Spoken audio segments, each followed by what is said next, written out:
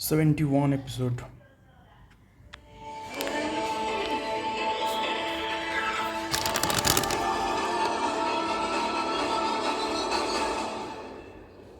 जब वजीर शाम को अपने सारे काम करके घर पहुंचा तो आदित्य उसका ऐसे इंतजार कर रहा था जैसे कोई बच्चा अपने पापा का करता है।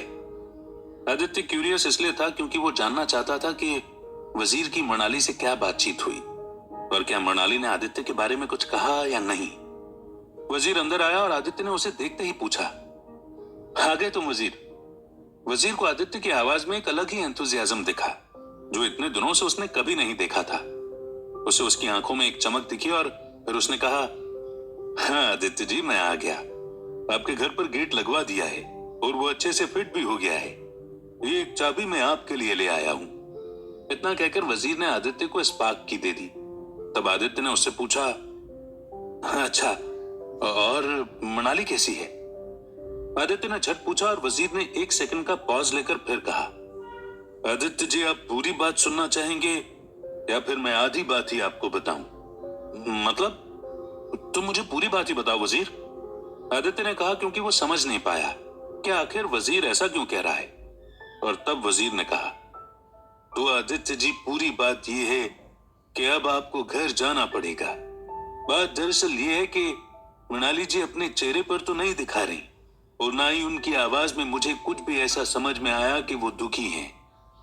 लेकिन जैसे ही मैं घर के अंदर गया, वहां की हालत देखकर मुझे समझ में आया कि वो कितनी डिस्टॉर्टेड हैं।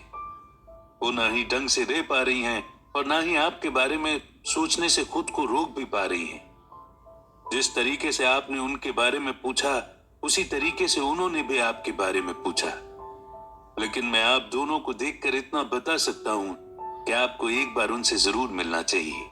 मैं इसके बारे में ज्यादा कुछ नहीं कह सकता क्योंकि मुझे इस फीलिंग के बारे में पता है कि किसी अपने से दूर होना कैसा लगता है। इसीलिए मेरा आपको सजेशन है कि आप एक बार जाकर उनसे मिल लीजिए और अपने बारे में बता दीजिए कि आप कैसे हैं और किस तरीके से रह रहे हैं। वजीर की बात सुनकर आदित्य चुप खड़ा रहा, लेकिन उसे समझ आ गया था कि जो वजीर कह रहा है वो सही बात है। वो सुबह इस बात को सोच भी रहा था कि क्या उसे जाना चाहिए, लेकिन पूरे दिन भी उसने बस यही सोचा था और इसलिए वो उसका इंतजार कर रहा था। जब आदित्य सोच में खोया हुआ था तब वजीर ने उसे देखा और उसे समझ आ गया कि आदित्य अब घर जाने के बारे में सोच रहा है। इसलिए उसने कहा, आप जब भी जाना चाहते हैं मुझे बता देना, तो मैं आपको छोड़ दूंगा। इतना कहकर वजीर वहां से निकल गया और आदित्य बस खड़ा खड़ा सोचता रहा। उसने बहुत जल्दी इस बात का मन बना लिया कि उसे एक बार तो घर जाना ही होगा और समझना होगा कि आखिर मनाली को हुआ क्या है जिसके बारे में वजीर कह रहा है। थोड़ी देर बाद आदित्य वजीर के कमरे में गया और उसने जाकर उससे कह दिया कि वो उसे घर छोड़ दे, और वजीर ने बिल्कुल वैसा ही किया। जब आदित्य अपने घर के बाहर उतरने वाला था तब वजीर ने उसको थोड़े पैसे दे दिए थे। घड़ी में रात के 8 ही बजे थे, लेकिन जब उसने अपने घर की तरफ देखा तो वहां पर बिल्कुल अंधेरा था। ये नॉर्मल बात नहीं थी क्योंकि उसे पता था कि मनाली 8 बजे नहीं सोती है और ना ही इतनी जल्दी घर की सारी लाइट्स बंद करती है। उसने एक पल के लिए सोचा कि शायद मनाली घर पर नहीं है, लेकिन फिर उसे उसकी कार दिख गई और उसे इस चीज का आभास हो गया कि मनाली घर पर ही है। इसी बात को सोचकर आदित्य आगे बढ़ा और फिर उसने वजीर की दी हुई चाबी से घर का गेट खोला। दरवाजा नया होने की वजह से वो बिना किसी आवाज के खुल गया। घर के अंदर पहला कदम रखते ही आदित्य को ऐसा लगा कि वो बहुत ही पुराने और बहुत टाइम से बंद घर के अंदर आ गया है, जहां बहुत बदबू थी। हर जगह गंदगी और इतना अंधेरा था कि अगर ये कोई हॉरर मूवी होती तो जरूर वहां पर एक भूत होता। लेकिन आदित्य को न तो भूतों से डर लगता था और ना ही उसे घर के अंधेरे या बदबू से कोई परेशानी हो सकती थी। उसे चिंता थी तो बस मनाली की। उसने सोचा कि उसे देखना चाहिए कि मनाली क्या कर रही है, और इस बात को सोचकर उसने कॉरिडोर में अपने जूते उतार दिए ताकि जब वो स्टेयर्स पर चढ़े तब कोई आवाज ना आए। आदित्य धीरे धीरे चलता हुआ कमरे के बाहर पहुंचा।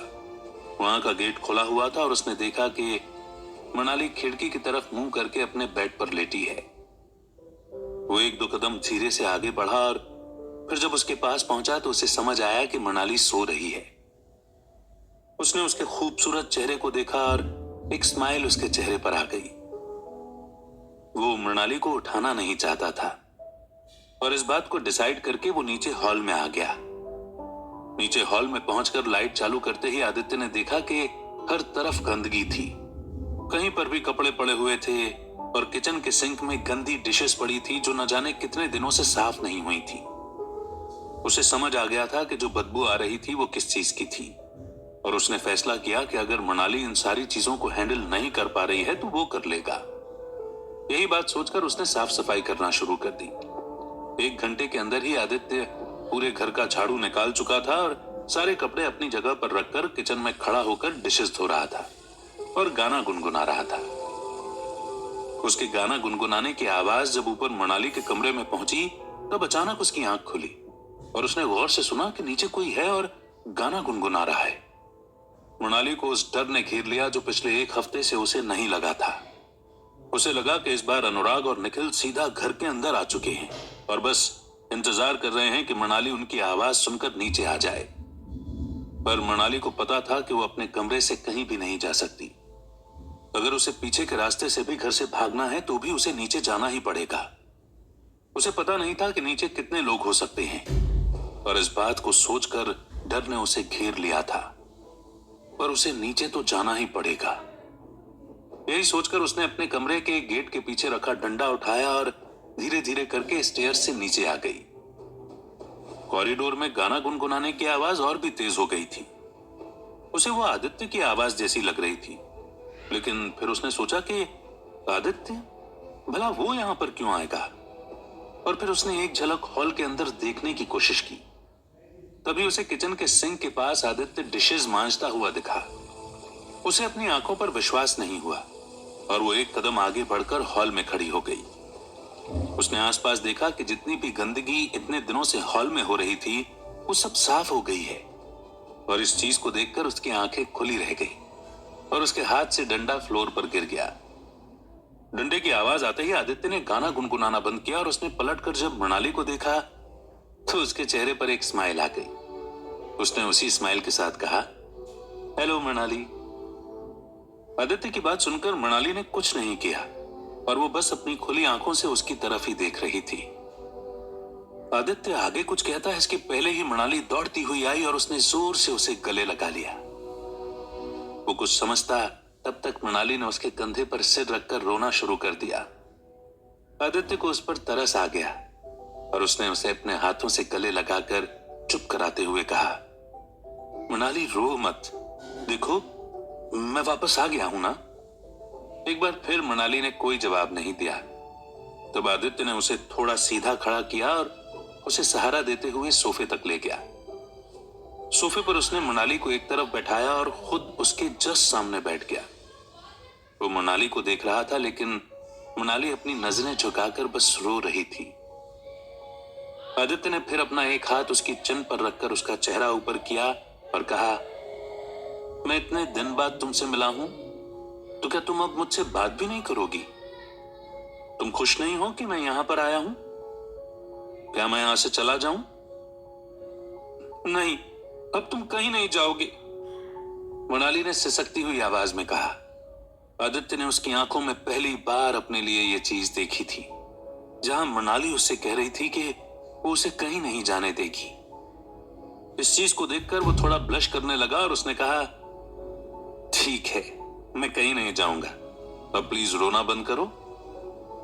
आदित्य की बात सुनकर मृणाली ने अपने आंसू पोंछे और फिर उसने पूछा, तुम अंदर कैसे आए? वजीर ने नए गेट की एक चाबी मुझे भी दे दी थी। उसने तो कहा था कि तुम ठीक नहीं हो, लेकिन तुम्हारे हाथ में डंडा देखकर मुझे ऐसा तो बिल्कुल भी नहीं लग रहा। क्या तुम सच में मुझे मार देती? आदित्य ने सवाल पूछकर स्माइल करते हुए उसे देखा और मृणाली ने भी उसी तरह स्माइल करते हुए कहा, तुम्हें पता नहीं लेकिन मैं इतने दिनों से ऐसे ही डर के रह रही हूं। उस दिन देविका को भी मैंने ऑलमोस्ट मार ही दिया था। मतलब?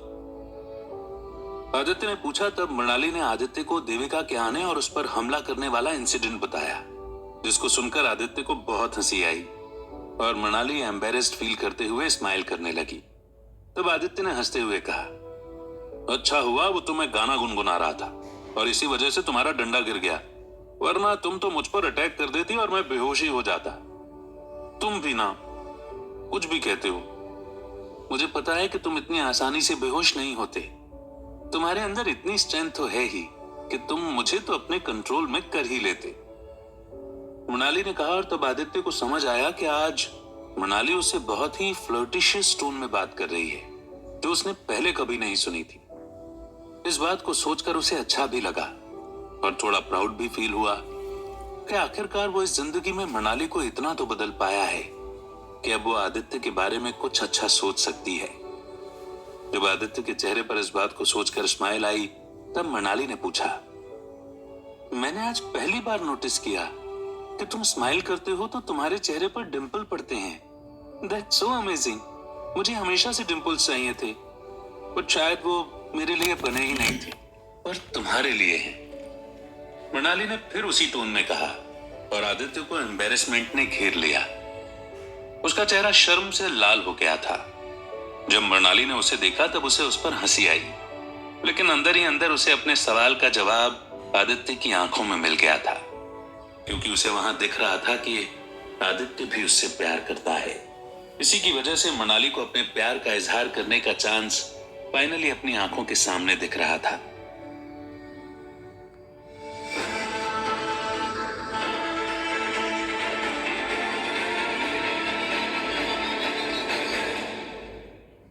Thank you for watching and hearing. The next episode will come very soon.